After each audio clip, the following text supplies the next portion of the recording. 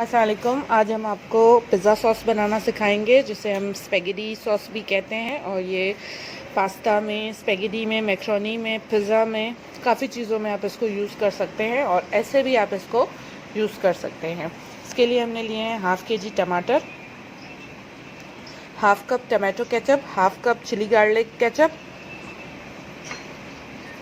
Half tablespoon vinegar, 1 tablespoon soya sauce, 1 tablespoon कुटा हुआ जीरा, half teaspoon लाल मिर्च, 1 teaspoon tikka masala, 1 teaspoon black pepper, half teaspoon नमक और 1 टीस्पून चिली गार्लिक सॉस।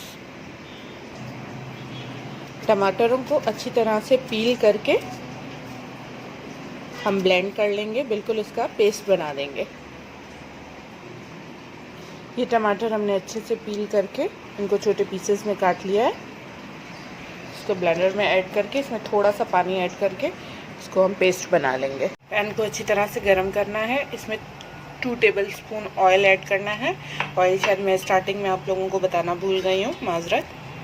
उसके बाद ये टमाटर का पेस्ट जो हमने बनाया है हम ये ऐड करेंगे।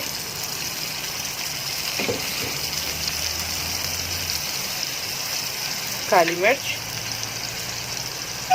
टिक्का मसाला,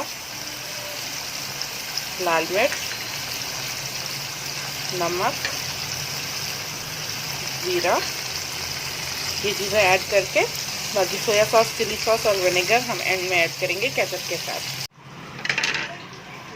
जब टमाटर बिल्कुल कुक होने लगे इस तरह से, अब हम इसमें vinegar, chilli sauce, soya sauce add करेंगे। उसके बाद chilli garlic sauce, tomato ketchup अच्छी तरह से इसमें ऐड करके तो मिक्स कर लेंगे।